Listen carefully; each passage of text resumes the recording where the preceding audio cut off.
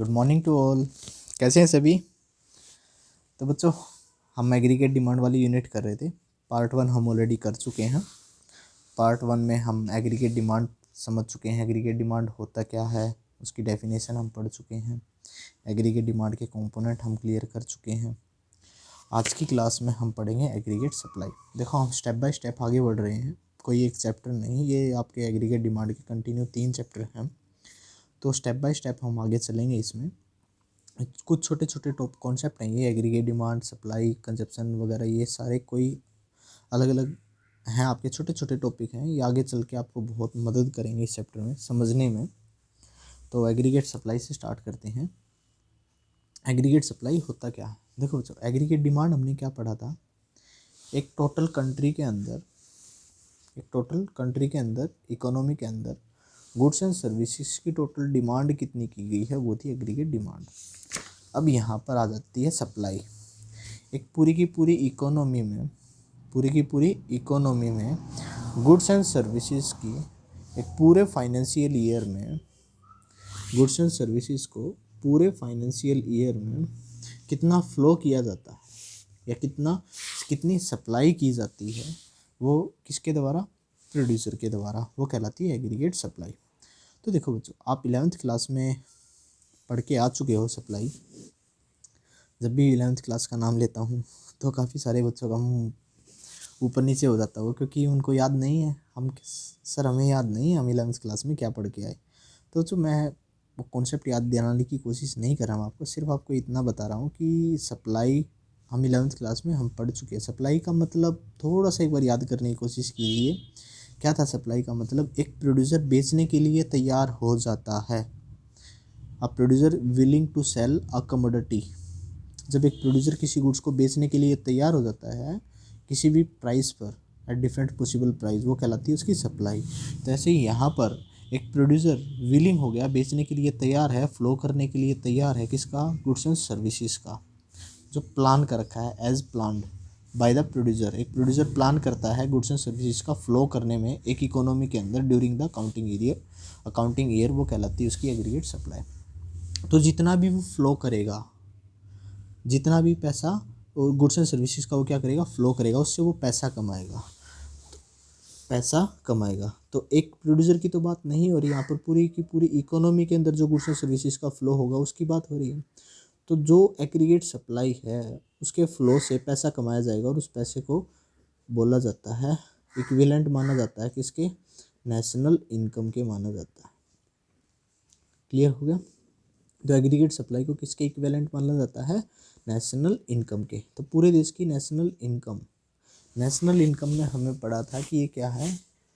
एक national income एक domestic territory में फैक्टर्स का यूज़ करके जितना भी पैसा कमाया गया वो कहलाया जाता है नेशनल इनकम। तो एग्रीगेट सप्लाई किसके इक्वल हो गया? नेशनल इनकम के। क्लियर है?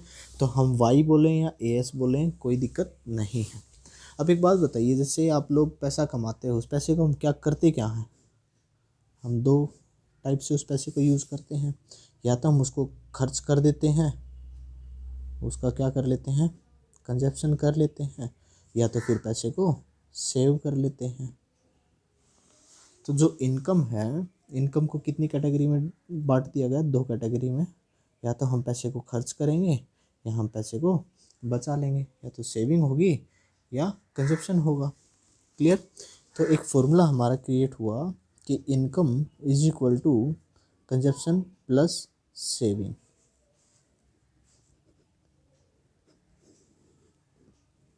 ये फॉर्मूला क्लियर हुआ?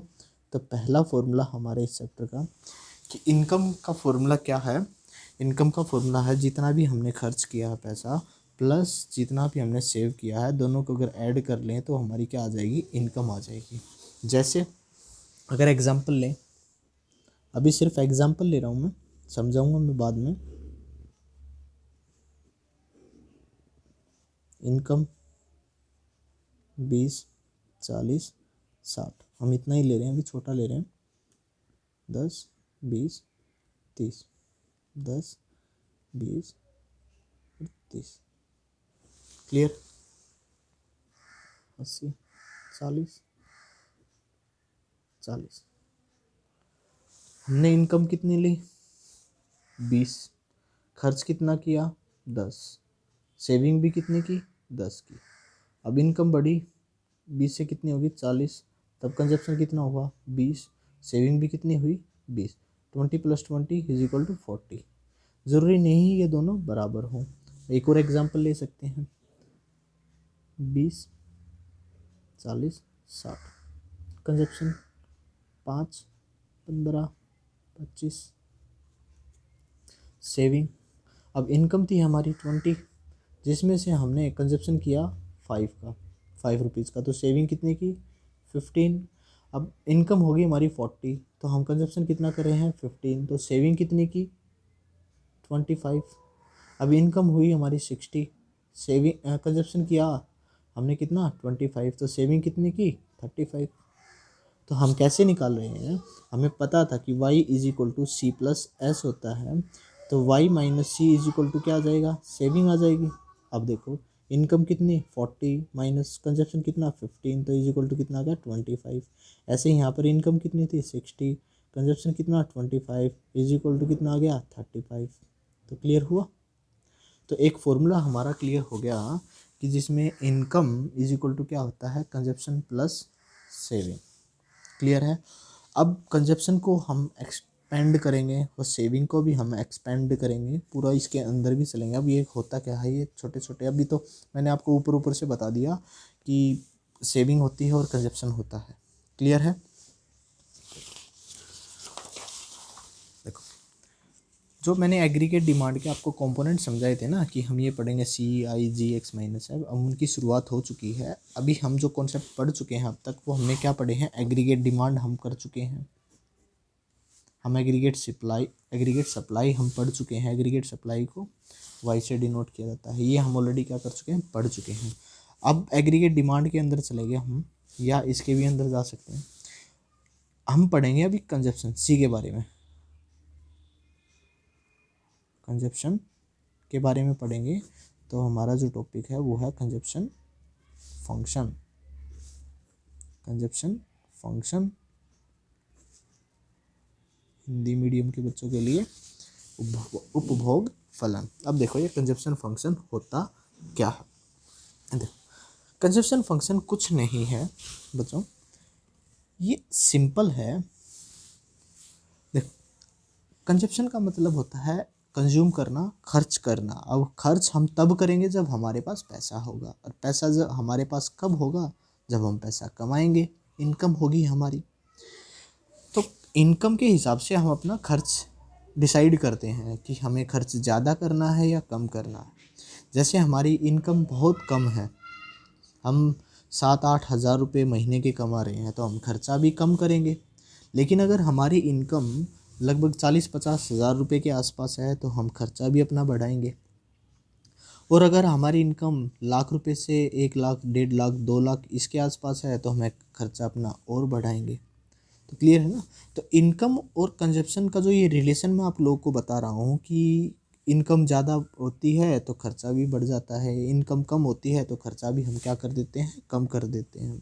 तो यही फंक्शन हमें पढ़ना है, यही रिलेशन हम लोगों को देखना है कि एक्चुअल में कंजप्शन फंक्शन बताता क्या है।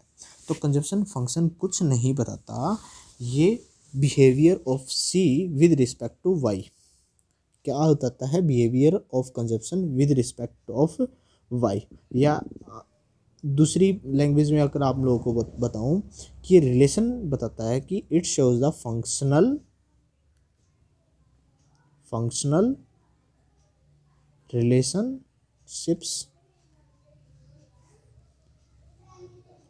Between consumption and income is called consumption function. Consumption function क्या बताता है, it shows the functional relationship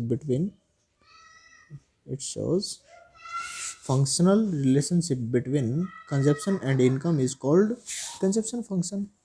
अब कैसा फंक्शनल रिलेशनशिप हो गया, देखो अब स्टार्ट करते हैं। अब मैं आपका एग्जांपल लेता हूँ, हम तो बात यहाँ पर पूरी इकोनॉमी की कर रहे हैं, लेकिन यहाँ पर आप लोगों का अगर एग्जांपल ले लें तो अभी करंट में आपकी इनकम ज़ीरो है, आप कुछ भी नहीं खर्च और इनकम कर रहे हो अभी। अगर आपकी इनकम बिल्कुल ज़ीरो है तो क्या आपका कंजप्शन भी ज़ीरो है? नहीं। ज़ीरो इनकम भले ही हो हमारी, लेकिन हमारा कुछ ना कुछ एक्सपेंडिचर रहता है। अगर मैं एग्जांपल लूँ, ये हज़ार में ले सकते हो आप, करोड़ में ले सकते हो, लाख में ले सकते हो, कैसे भी। मैं छोटा सा एग्जांपल ले रहा हूँ। अगर हमारी इनकम ज़ीरो है तो हमें 20 रुपये या 20,000 या 2,000, जो आप लेना चाहो वो ले लीजिए, इतने रुपए का हमें खर्च करना ही होगा। क्लियर है? और दूसरी एक और बात, जैसे जैसे इनकम बढ़ती जाती है ना, तो ह्यूमन बिहेवियर कह लो या कुछ भी कह लो, कि अगर इनकम बढ़ती है तो एक इंसान अपने खर्च भी क्या कर देता है, बढ़ा देता है। जैसे ही इनकम इंक्रीज होगी तो एक आदमी अपने कंजप्शन भी क्या कर देगा, बढ़ा देगा। लेकिन एक इकोनॉमिक्स का एक साइकोलॉजिकल लॉ कहता है कि इनकम अगर ज़्यादा बढ़ती है ना तो खर्चा तो हम बढ़ाएंगे, लेकिन इनकम के मुकाबले कम बढ़ाएंगे। जैसे हमारी इनकम 50,000 थी और अगले महीने से हमारी इनकम 1.5 लाख हो रही है, 1 लाख रुपए हमारी इनकम बढ़ रही है, तो हम पिछले साल के मुकाबले हम इस साल खर्चा ज़्यादा करेंगे। अगर इनकम 50,000 थी तो हम खर्च कर रहे थे 30,000 रुपये, हम ये लगा के चल रहे हैं। लेकिन इनकम हमारी बढ़कर होगी 1.5 लाख रुपये, 1 लाख बढ़ गई, तो हम पूरा का पूरा एक्सपेंडिचर 1,30,000 नहीं करेंगे इधर। हम 1 लाख इनकम इंक्रीज़ हुई है तो हम 50,000 अपना एक्सपेंडिचर बढ़ा देंगे। हमने टोटल एक्सपेंडिचर कितना कर दिया, 80,000 कर दिया। तो एक्सपेंडिचर कितना इंक्रीज़ हुआ, 50,000, लेकिन इनकम कितनी इंक्रीज़ हुई, 1 लाख।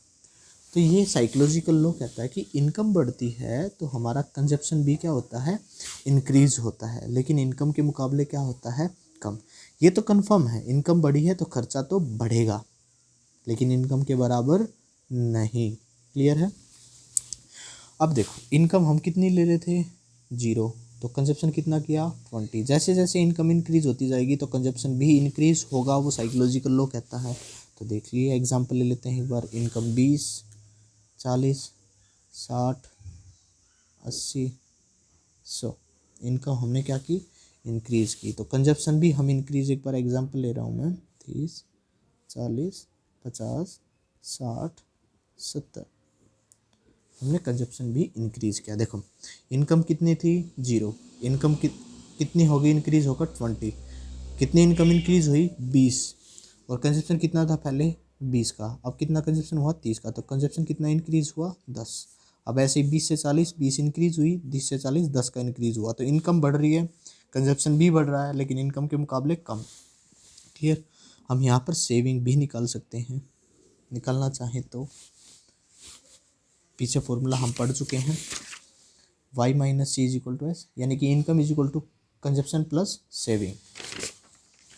तो consumption plus saving is equal to इतना, तो ये प्लस 20, तो 0 minus 20 minus 20, 20 minus 30 minus 10, 40 minus 40 0, 60 minus 50 10, 80 minus 60 20, 100 minus 70 30। तो ये आ गया हमारा, सेविंग भी निकल गई हमारी। अब देखो, हमारा इनकम लेवल कितना था, ज़ीरो, तो हमने कुछ ना कुछ फिर भी एक्सपेंडिचर किया, कुछ ना कुछ फिर भी हम लोगों ने क्या किया, कंजप्शन किया। तो ये तो कहलाएगा हमारा ऑटोनोमस कंजप्शन। आपकी बुक में ऑटोनोमस कंजप्शन को सी बार से दिखा रखा है, डिनोट कर रखा है। मैं बात किसकी कर रहा हूँ, ऑटोनोमस कंजप्शन। अब ऑटोनोमस कंजप्शन क्या होता है, इनकम किसके इक्वल होती है, जीरो के, तो कंजप्शन कुछ ना कुछ पॉजिटिव होगा। अब इनकम देखो जीरो है तो कंजप्शन कुछ ना कुछ पॉजिटिव है, उस पॉजिटिव कंजप्शन को ही बोला जाता है ऑटोनोमस कंजप्शन। या तो आप सी बार से डिनोट कीजिए उसको, या ए से डिनोट कीजिए, आप कैसे भी डिनोट कीजिए, स्मॉल ए से, ऑटोनोमस कंजप्शन। आपकी बुक में सी बार से डिनोट कर रखा है। क्लियर है? अब जैसे जैसे इनकम बढ़ेगी तो इनकम के साथ साथ हम कुछ ना कुछ एक्सपेंडिचर भी इंक्रीज करेंगे। क्लियर है? तो जैसे जैसे इनकम बढ़ी हमने कुछ ना कुछ एक्सपेंडिचर भी इंक्रीज करते हुए चले हम, तो इनकम बढ़ती रही, खर्चा हमारा बढ़ता रहा। यहाँ तक आप लोग क्लियर हुआ। अब देखो यहाँ पर जो 3 रिलेशन आते हैं वो कौन कौन से आते हैं, एक बार 2 फेज़ हैं उसके कि खर्चा किस हिसाब से इंक्रीज हो, एक तो वो फेज़ है। दूसरा कि जो हमने ये टेबल बनाई है उसके रिलेशन एक बार हम देख लें, दूसरा फेज़। तो हम पहले सेकंड फेज़ पर चलते हैं। फर्स्ट फेज़ अभी इस टॉपिक को समझाने के बाद लेता हूँ कि एक्सपेंडिचर कैसे इंक्रीज़ होता है, किस रेशो में इंक्रीज़ होता है। उससे पहले देखते हैं हमारी इनकम कितनी थी 0, एक्सपेंडिचर कितना 20, इनकम कितनी 30, कंजप्शन कितना 20, कंजप्शन कितना 30। तो यहाँ तक हम लोगों ने देखा कि इनकम छोटी है और कंजप्शन बड़ा।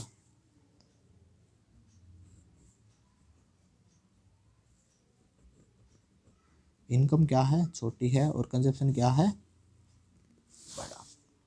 उसके बाद जैसे इनकम इंक्रीज होकर 40 हुई तो कंजप्शन भी कितना हो गया, इंक्रीज होकर 40।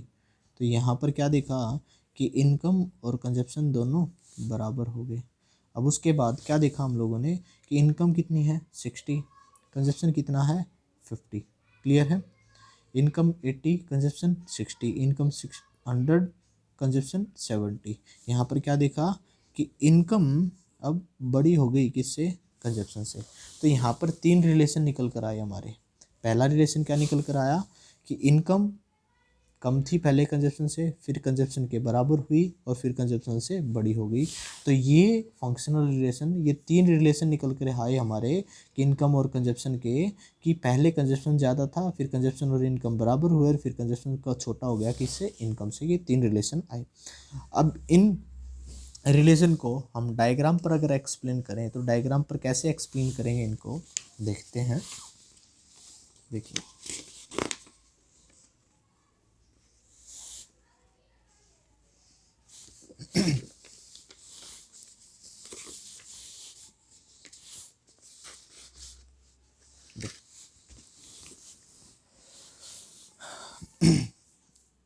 डायग्राम बनाते हैं।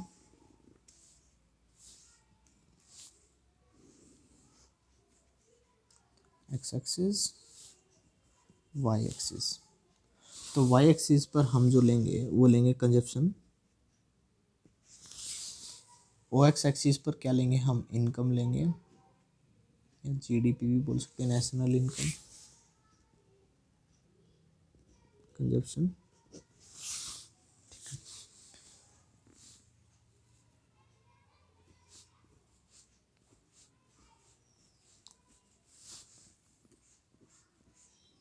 तो आप लोग लिख लेना, मैं रफली डायग्राम बना रहा हूँ।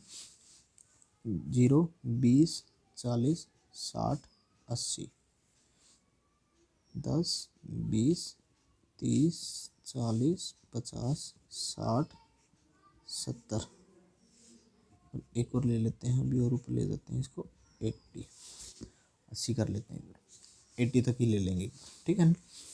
अब देखो 0 इनकम पर कंजप्शन कितना था 20, तो 0 इनकम पर कंजप्शन कितना 20, फिर 20 पर 30, 40 पर 40, 60 पर 50, 80 पर 60 और 100 पर 70। इसको मिला दिया, क्लियर। ये क्या बन गया हमारा, कौन सा डायग्राम बन गया, कंजप्शन। अब देखो 0 इनकम पर हमारा कंजप्शन कितना था 20, तो ये वाला जो पोर्शन आया, ये वाला जो पोर्शन, ये क्या आ गया, ऑटोनोमस कंजप्शन। ये वाला पोर्शन क्या आ गया, ऑटोनोमस कंजप्शन। अब हमने तो रिलेशन बताना था किस किस के बीच में, कंजप्शन एंड इनकम के बीच में रिलेशन बताना था। अब वो कैसे बनाएं, अब वो देखते हैं। अब इनकम का भी डायग्राम इस पे बनाना पड़ेगा, तो वो कैसे बनेगा वो देखो। अब इनकम का डायग्राम हमेशा 45 डिग्री पर ऐसे चलता है, ठीक है, 45 डिग्री पर। वो कैसे, अब देखो इनकम पहले एक्स एक्सिस की डिनोट करेंगे वाई एक्सिस पर, 0 पर 0, 20 पर 20, 40 पर 40, 60, 60, 80, 80, ऐसे चलती रहेगी। क्लियर, ये हमारा 45 डिग्री पर, कितने डिग्री पर 45 डिग्री पर क्या आ जाएगी हमारी इनकम आ जाएगी। तो ये हमारा कर्व बना। कंजप्शन एंड इनकम का, इस पे 3 रिलेशन निकले हमारे। देखो, जब 0 इनकम से 40 इनकम थी तब ये वाला पोर्शन, ये वाला पोर्शन, इसमें इनकम ये है और कंजप्शन ये है। तो इनकम छोटी थी किससे, कंजप्शन से, तो यहाँ पर इनकम लेस देन कंजप्शन। फिर दूसरा पोर्शन क्या आया कि यहाँ पर इनकम और कंजप्शन दोनों क्या हो गए, इक्वल हो गए 40 लेवल ऑफ इनकम पर। उसके बाद क्या देखा कि इनकम तो ऊपर निकल गई और कंजप्शन नीचे रह गया। तो यहाँ पर क्या देखा कि इनकम बड़ी हो गई किससे, कंजप्शन से। तो ये 3 फेजेस हमने देखे किसमें, इनकम एंड कंजप्शन में। तो ये था आप लोगों का कंजप्शन फंक्शन। उम्मीद करता हूँ आपको अच्छे से क्लियर हुआ होगा। लेकिन अगर फिर आपका कोई अगर डाउट रहता है तो आप कमेंट सेक्शन में अपना डाउट दीजिएगा। और देखिए, अब आपको ये एक्सप्लेन कैसे करने पड़ेंगे। तो आपके पास ये 3 फेजेस हैं, तीनों फेजेस को आपको बारी बारी से एक्सप्लेन करना पड़ेगा। पहला फेज वाई क्या था, less than Y less than consumption, पहला फेज। दूसरा phase Y equal to consumption, ये वाला फेज। और तीसरा phase Y greater than consumption. ये 3 फेज हमारे बने, Y less than, Y equal to C and Y greater than C. Clear हुआ। तो तीनों फेज को आपको क्या करना पड़ेगा, एक्सप्लेन करना पड़ेगा बारी बारी से। क्लियर है। तो इस फेज में आप लोगों ने जो देखा वही एक्सप्लेन कर दो कि स्टार्टिंग हम इनकम 0 थी, कंजप्शन 20, ऑटोनोमस कंजप्शन की वजह से। तो एट ऑन दिस सिचुएशन हम लोगों ने क्या एनालाइज किया कि इनकम छोटी है किससे, कंजप्शन से। अब इनकम जैसे जैसे इंक्रीज होती गई तो कंजप्शन भी इंक्रीज हुआ because of psychological law. Because of psychological law income जितनी इंक्रीज होती है उतना कंजप्शन इंक्रीज नहीं होता। तो इस हिसाब से इनकम ज़्यादा इंक्रीज होती गई, कंजप्शन कम इंक्रीज हुआ, और इनकम इंक्रीज होकर कितनी होगी 40, और कंजप्शन भी इंक्रीज होकर कितना हो गया 40। तो यहाँ पर दूसरी स्टेज हमने लोगों ने क्या देखी कि जहाँ पर इनकम इंक्रीज होती गई, कंजप्शन भी इंक्रीज हुआ। तो एक स्टेज ऐसी आई जहाँ पर इनकम और कंजप्शन दोनों के आगे इक्वल आ गए। और उसके बाद इनकम इंक्रीज होती रही, कंजप्शन भी इंक्रीज होता रहेगा। तो एक सिचुएशन ऐसी आ जाएगी जहाँ पर इनकम बड़ी हो जाएगी किससे, कंजप्शन से। तो आप लोग इन तीनों में से कोई भी एक एग्जांपल दे सकते हो। तो ये था आपका कंजप्शन फंक्शन जो अब मैं आप लोगों को ये पढ़ा रहा हूँ। इसके नोट्स आप लोगों को अवेलेबल हो जाएंगे डिस्क्रिप्शन में। मैं टेलीग्राम ग्रुप का लिंक सेंड कर दूँगा, आप उसमें ऐड हो जाइए, और उधर मैं आप लोगों को ये सारे क्लास नोट्स प्रोवाइड करवा दूँगा। तो अगली क्लास में हम पढ़ेंगे सेविंग फंक्शन। तब तक के लिए चैनल से बने रहिए, वीडियोस को देखते रहिए, और अपने दोस्तों के साथ वीडियो को शेयर करना ना भूलें। क्लियर। तब तक के लिए बाय।